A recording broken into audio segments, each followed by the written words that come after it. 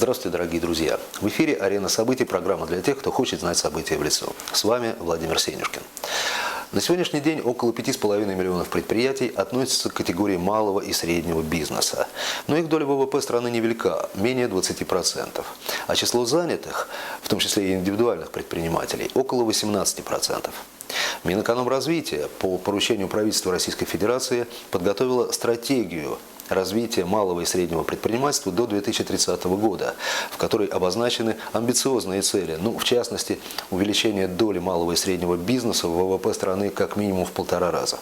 А достигнуты ли те цели, которые ставило перед собой правительство Республики Саха-Якутия, когда объявляло уходящий 2015 год годом предпринимательства? Об этом я хочу спросить министра по делам предпринимательства и развития туризма Республики Саха-Якутия Екатерину Кормилицыну. Вы знаете, конечно, на год предпринимательства можно смотреть по-разному. Можно смотреть на формальную сторону. Ведь все-таки был объявлен указом главы, был утвержден комплекс мер, если говорить о формальной стороне этих событий. Этот комплекс мер, он объединил усилия очень многих. Это муниципалитеты, прежде всего, в очень активной фазе. Это органы власти, не одно министерство предпринимательства и не отдельное ведомство, а в целом правительство и власть. И, конечно же, само бизнес-сообщество. Вот я бы особо подчеркнула, я бы хотела сказать, наверное, даже перезагрузка вообще отношения бизнес-сообщества к их роли, к их ответственности, что ли, в решении таких общегосударственных задач. Бизнес сам по себе, безусловно, каждый проявляет свою ответственность на своем участке, на том, который он взялся. Но я бы хотела отметить очень большую общественную активность бизнеса, причем не отдельно взятых людей и стоящих за ними общественных объединений, а я бы сказала некоторую, такую массовость.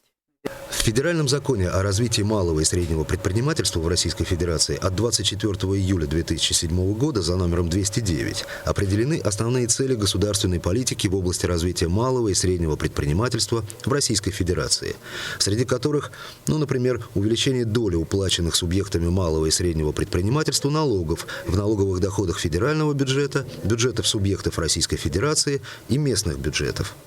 Для того, чтобы достичь этой цели, наверное, нужно согласиться с определением главной задачи бизнеса, которой является извлечение прибыли. Мы привыкли с вами относиться к бизнесу именно с таких позиций. А я как раз хочу отметить их большую, в целом, в комплексе бизнеса, их большую гражданственность и ответственность. И, наверное, это, наряду с тем, что в этом комплексе мер, о котором я говорила, безусловно, были инструменты и есть, и механизмы, которые в первую очередь направлены, чтобы оказать помощь бизнесу, создать более комфортную среду. Я бы отметила и другое. В рамках этого года или в этот период мы посчитали необходимым отметить другую или заметить другую роль бизнеса для нашего общества. Ту самую, о которой я только что говорила, созидательную, ответственную, сподвижников власти и людей, неравнодушных вообще к тому, что происходит в жизни нашей. Поэтому мы это постарались зафиксировать в неком варианте, который мы завершаем сейчас, и издаем и выпустим летопись якутского предпринимательства. Талина Валерьевна, а как бы вы охарактеризовали этот прошедший 2015 год, объявленный годом предпринимательства? Является год для того, чтобы как-то обозначить такой основной вектор, потому что было очень много мероприятий проведено в течение года.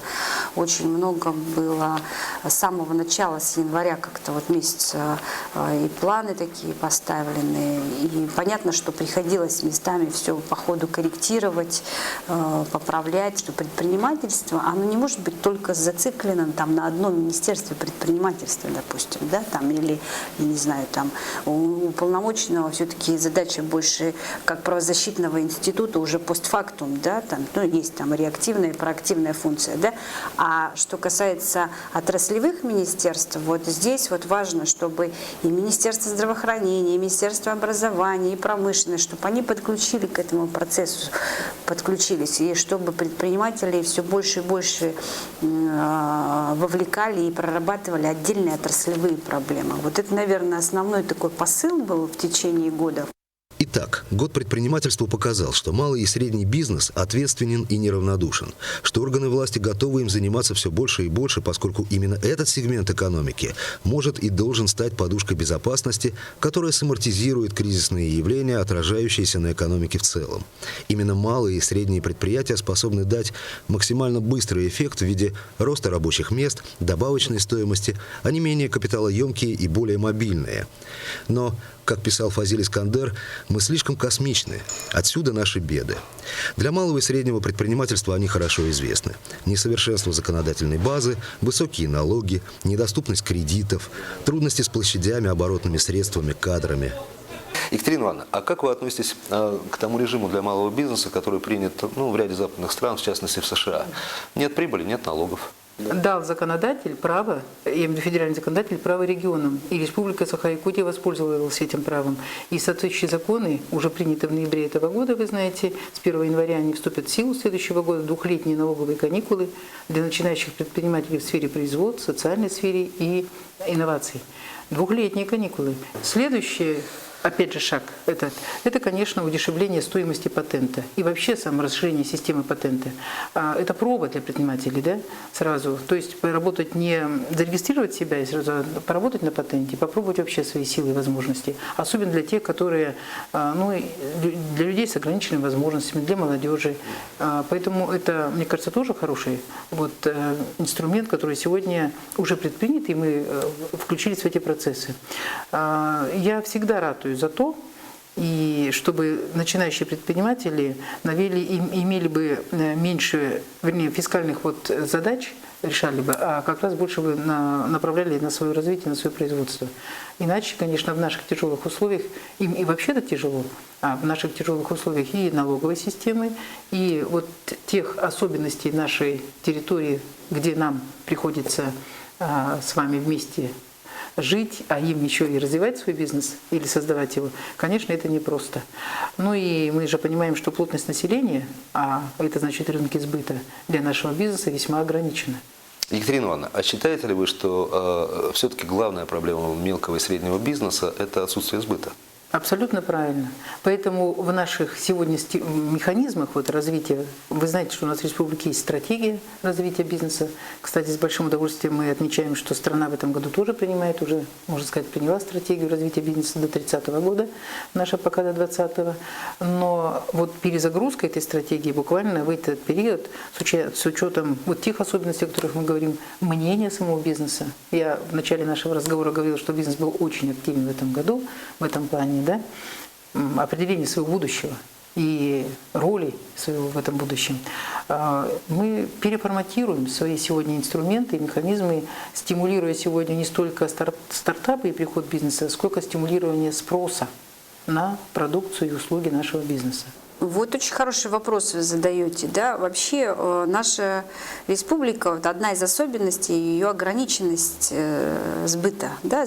Чисто рынок такой незначительный по большому счету, хотя территория достаточно высокая. Да? То есть по плотности населения даже взять, в общем-то, ограниченный рынок.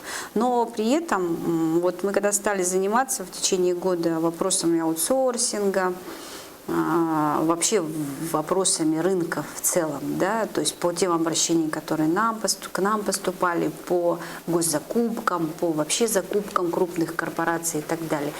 А мы видим, что есть очень серьезные резервы для того, чтобы бизнес мог внедряться в эти сферы. Розничный рынок – это население, а корпоративный рынок – это уже компании. То есть компании, количество предприятий, которые тоже нуждается помощь, да, со стороны малого бизнеса. Привезти, увезти, что-то обслужить, какие-то столовые организовать и так далее. И сейчас ведь очень серьезные проекты идут, в которых участие малого бизнеса очень необходимо. Да, здесь задача, чтобы бизнес активнее входил в эти рынки. И сейчас мы видим все-таки та работа, которая проводится министерствами, госкомзакупок, все-таки эти процедуры на 10 раз мы все пересматриваем, стараемся, мы, как скажем, сигнализируем, конечно, понятно, нас не очень любят за это дело. Ну, собственно, это ваша прямая обязанность. Совершенно верно, да, есть антимонопольная служба, вот. Таким образом дается возможность, там проблема-то в чем, что наши предприниматели не всегда готовы те услуги предоставить, да, на качественном должном уровне, и это тоже проблема, и это надо понимать, и здесь вот мы стараемся, конечно, создавать какие-то возможности, чтобы бизнес как-то вот в эти ниши заходил. Да, квота в госзакупках малого и среднего предпринимательства должна вырасти с 18%, если не ошибаюсь, в 2016 году до 25% с 2018 года. Но лоты-то укрупняются, и на тендеры, на конкурсы выносятся такие правила, при которых могут в них принимать участие только 2-3 крупные компании. Местная власть, региональные власти, они призваны сегодня уполномоченным органом, то есть обозначили уполномоченный орган, который должен мониторить вот как раз предоставление этим крупным бизнесам возможности участия в этих процессах, в реализации этих государственных, вернее, корпоративных закупках и заказах. И это на самом деле шаг, который очень долго вырабатывался. На самом деле компании на это идут не очень охотно с точки зрения, наверное, разукрупнения, как вы говорите. Они делают, безусловно, то, что требуется им. Во-первых, это, конечно, качество продукта, объемы тех заказов, которые им требуются, сроки, конечно же, да, и профессионализм тех людей, которые должны это делать. Вот это-то со стороны бизнеса мелкого и среднего тоже должно обеспечиваться. А насколько этот год был убыточным для предпринимателей? Вообще, есть ли такая статистика? Нет ни одного предпринимателя, кого бы это ни коснулось в любом случае. Да? Конечно, те виды бизнеса, может быть, которые так или иначе там работают по обслуживанию каких-то крупных компаний там, и отдельные там взятые отрасли, может быть, не в такой мере, значительной мере это затронуло. Но в основном тот бизнес, который у нас представлен, это розничная, оптовая торговля, строительство, бытовые услуги, обязательно это коснулось. Экономики подобны большим кораблям. Они не могут за немногим исключением быстро развернуться. Семена сегодняшних успехов и провалов были почти наверняка посеяны значительно раньше. Это слова лауреата Нобелевской премии 2001 года по экономике Джозефа Стиглица. С наступающим Новым годом, дорогие друзья! Пусть 2016 станет годом, в котором будут заложены успехи нашего, вашего будущего процветания. Всего вам доброго. До свидания. С наступающим 2016!